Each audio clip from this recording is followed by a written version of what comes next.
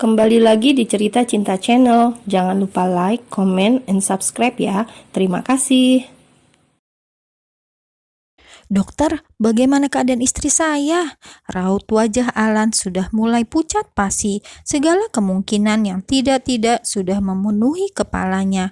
Dari kemungkinan yang paling buruk, semua sudah bersarang di benaknya. Alan dengan kepingan hati yang tersisa berharap pada dokter untuk menyelamatkan nyawa istrinya. "Sabar, Bapak tenang dulu, pasien masih dalam penanganan kami." Dokter meninggalkan Alan yang tenggelam dalam ketidakpastian. Setelah kepergian dokter tersebut, beberapa dokter yang lain masuk ke dalam ruangan Sora. Mulut mereka semua tertutup masker dengan rapat. Alan dapat merasakan suasana genting yang sedang melanda kamar tempat istrinya dirawat. Para dokter terlihat begitu tegang dan tergesa-gesa. Entah apa yang telah terjadi pada belahan hati Alan tersebut. Alan terdiam. Ia tersungkur di lantai rumah sakit yang dingin. Ada perasaan sesak tiba-tiba menyeruak menembus dadanya. Rasa perih dan takut akan kehilangan seorang sang pendamping hidup yang menemani selama ini membayang-bayangi dirinya. Di dalam kediamannya, hati Alan mulai berbicara.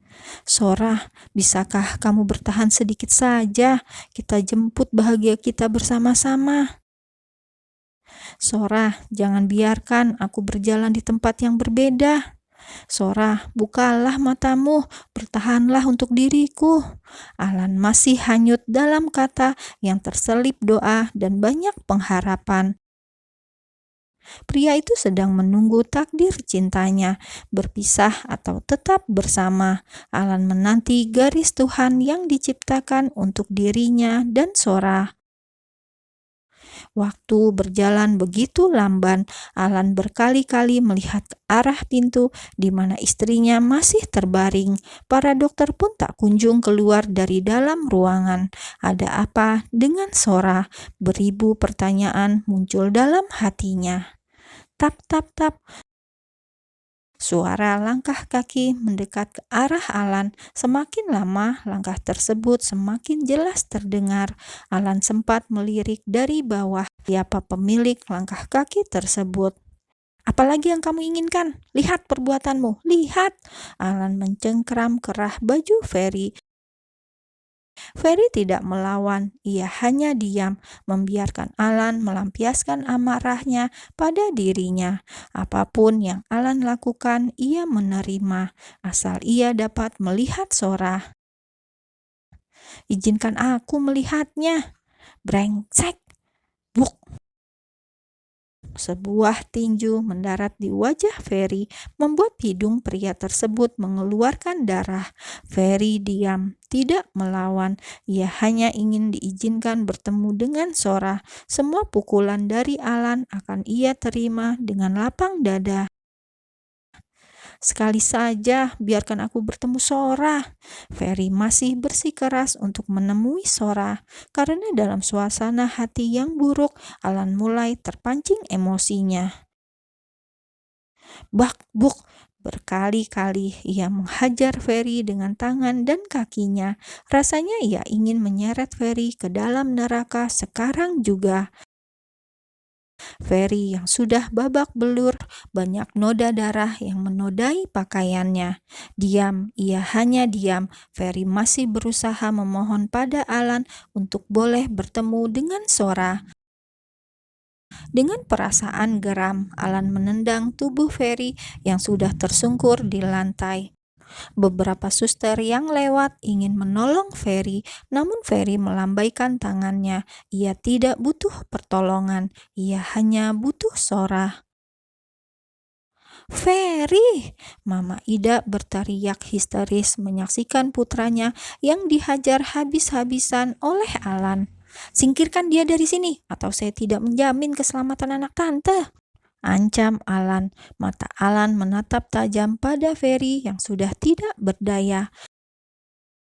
Mama Ida hanya bisa menangis menyaksikan nasib putranya. Ia tidak mungkin marah pada Alan karena kecelakaan yang terjadi adalah ulah anaknya. Bila sampai Sora kenapa-napa, bisa-bisa Alan akan memenjarakan putranya. Maafkan tante dan anak tante. Mama Ida tidak mampu berkata-kata lagi. Bibirnya seperti tertahan untuk bersuara. Semua rasa berkecamuk dalam dadanya. Menatap Ferry saat ini, rasa marah dan kasihan menjadi satu. Mama Ida menangisi nasib putranya, jatuh cinta dengan cara yang salah. Ia pun membawa Ferry menjauh dari jangkauan Alan. Sempat menolak, namun akhirnya menurut apa kata mamanya saat Mama Ida memohon iba pada putranya tersebut. Setelah keributan yang terjadi, pintu pun terbuka. Beberapa dokter keluar. Salah satu menemui Alan yang sudah harap-harap cemas mengkhawatirkan kondisi istrinya. Kita tunggu hingga besok pagi. Semoga istri Bapak bisa melewati masa kritis malam ini, ucap dokter sembari menepuk pundak Alan. Antara senang dan sedih, bila Sora tidak bisa bertahan hingga malam nanti, maka ia akan benar-benar kehilangan istrinya tersebut. Alan mengusap wajahnya dengan kasar. Hatinya mulai resah. Apakah ini waktunya melepas Sora?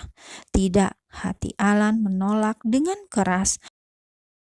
Alan mempersiapkan diri bertemu dengan Sora. Ia menguatkan hatinya agar terlihat kuat di depan Sora yang terbaring lemah. Cekrek, Alan masuk dalam kamar di mana Sora masih tidak berdaya. Langkah kakinya terasa berat. Ditatapnya dari kejauhan wajah pucat istrinya. Wajah yang sangat jauh berbeda dari wajah Sora belasan tahun silam. Alan kembali mengenang kejadian beberapa tahun yang lalu. Waktu itu di sekolah mereka mengadakan acara outbound di alam bebas. Sora nampak antusias dalam kegiatan tersebut. Dari jauh Alan menatap Sora dengan penuh kekaguman. Terlihat Sora begitu ceria bersama teman-temannya. Alan ingin sekali mendekati Sora, namun para gadis-gadis adik kelasnya selalu menghubungi dirinya. Sampai pada suatu kesempatan di malam yang gelap di bawah sinar rembulan, Alan mencari sosok Sora. Ia menghampiri tenda yang ditempati oleh Sora. "Cari siapa, Kak?" tanya salah satu orang yang tendanya dibuka oleh Alan. Wajahnya begitu berbinar-binar, sepertinya ia mengidolakan sosok kakak kelasnya itu. Terlihat jelas sekali kalau ia menyukai Alan. "Maaf, salah tenda." Alan berlalu begitu saja. Ia melanjutkan pencariannya kembali, meninggalkan para penggemarnya terlena oleh pesonanya. "Sora!" pekik Alan ketika mendapati Sora akan masuk dalam tendanya. Ada apa, Kak?" "Dari mana?" "Kamar mandi," jawab Sora singkat. "Ikuti aku," perintah Alan. "Sudah malam, mau kemana?" "Sudah, ayo." Karena Sora tidak langsung menuruti kemauannya, Alan pun menggandeng lengan Sora. Mereka mencari tempat yang sepi, namun tidak jauh dari lokasi tenda mereka berdiri. Di sebuah hamparan rerumputan yang tipis, Alan merebahkan tubuhnya. "Lihatlah, bintang nampak indah di atas sana." Setelah menatap langit yang penuh bintang, Alan beralih menatap ke dalam mata Sora. Ada bintang tak kalah indah di balik sana. "Indah banget, Kak."